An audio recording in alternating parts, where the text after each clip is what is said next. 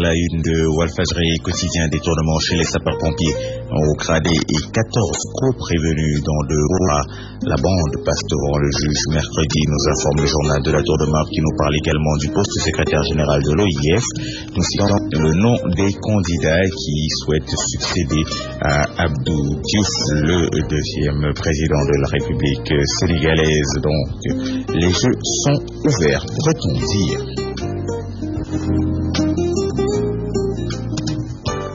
À la une d'enquête, affaire des 43 milliards débusqués à la CBAO, Aïda Ndiong, l'arbre qui cache la forêt.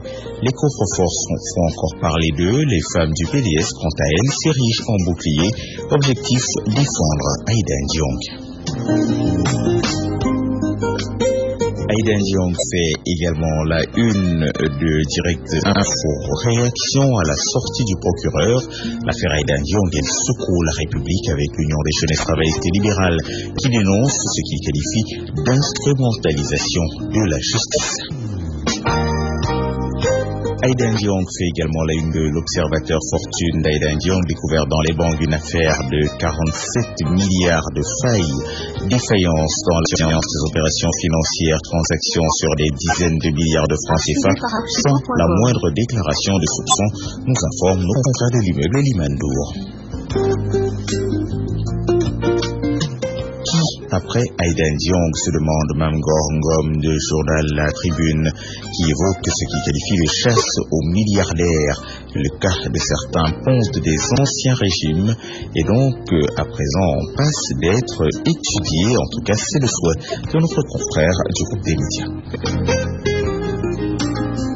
À la une du populaire, médiation pénale dans la traque des biens présumés mal acquis. Le mouvement Y'en a marre parle de complot sur le dos du peuple. De son côté, le secrétaire général du gouvernement porte la République. Il affirme, c'est douillet, qu'on ne négocie jamais sur le dos d'un peuple comme le peuple sénégalais. Puis parlant justement d'argent, les femmes libérales dénoncent un acharnement dans l'affaire Aïda Ndiong. Cependant, pour Benobo Yakar en général et Moustapha Diakhaté en particulier, cela traduit le bilan prédateur de la politique du troisième président de la République, Maître Abdoulaye Wade. Également à noter que les avocats de l'ex-maire des HLM, Aïda Ndiong, vont porter la riposte durant cette soirée du lundi 20 janvier 2014. À la une de Direct de Réumi quotidien, bombe sociale en latence. Il y a 2 millions de chômeurs au Sénégal. Et puis toujours à la une de Direct Info, les coffres-forts à domicile, l'État aux trousses des pilleurs de la République, pilleurs entre guillemets. À la une de Sud Quotidien, interdiction d'exportation de la ferraille. Les Indiens déchirent le décret présidentiel, autrement dit, ils font ce que bon leur semble. Également à la une Sud Quotidien, 7 ans après la disparition de l'abbé Diamacoune, le MFDC cherche toujours son Diamacoune, nous disent nos confrères de Sud Quotidien.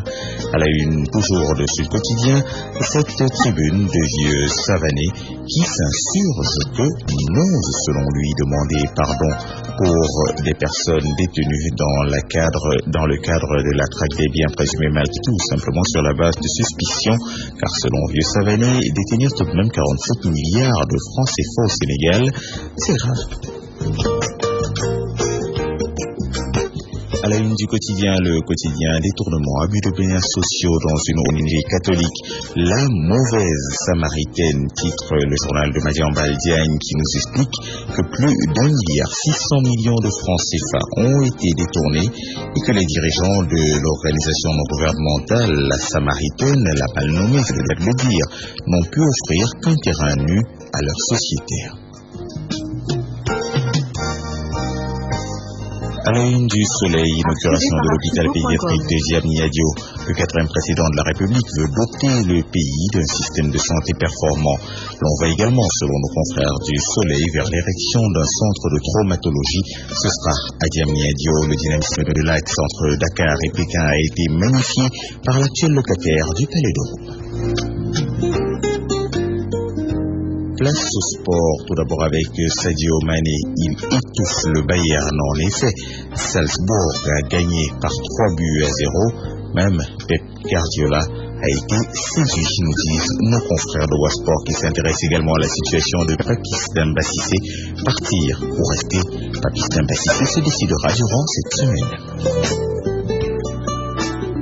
À la une de Stade, Samuel Eto'o tout souriant. On parle du football en Angleterre, 21e journée.